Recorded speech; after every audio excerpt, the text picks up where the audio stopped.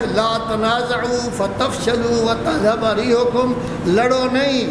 جھگڑو نہیں، آپس میں اختلاف نہ کرو، تمہاری ہوا اکھڑ جائے گی، پتہ ہی نہیں چلے گا کہ آپ دنیا میں موجود تھے یا نہیں۔ ہم نے قرآن مجید پر عمل نہ کیا، فرقہ فرقہ ہو گئے،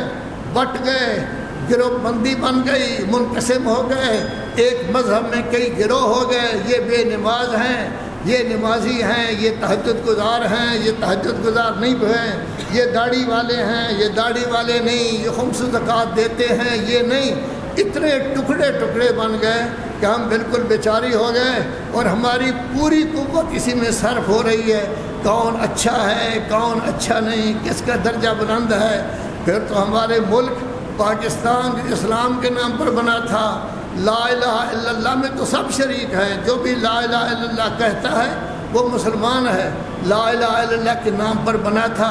اب اس میں فرقہ واریت عروج پر ہے، اس میں لڑائی جھگڑا ہے۔ سن 82 سے لے کر 3002 تک قتل و غارت ہوتی رہی، 70-80 ہزار آدمی ہمارا مارا گیا مذہب کے نام پر، سیاست کے نام پر۔ اب اس کے بعد کیا ہے، کوئی چور ہے، کوئی ڈاکو ہے، کوئی فراڈی ہے، کوئی کیا ہے، ہر قسم کا آدمی پایا جاتا ہے، لیکن پاکستانی نہیں نظر آتا، مسلم کوئی نظر نہیں آتا۔ پاکستان ترقی نہیں کر رہا، پاکستان سونا ہے، پاکستان میں ہر نعمت موجود ہے، وہ بند پڑی ہے، ہم لڑائی جھگڑے میں ہیں۔ تو یہ سب خرابی لڑائی جھگڑے کی ہے، یہ سب خرابی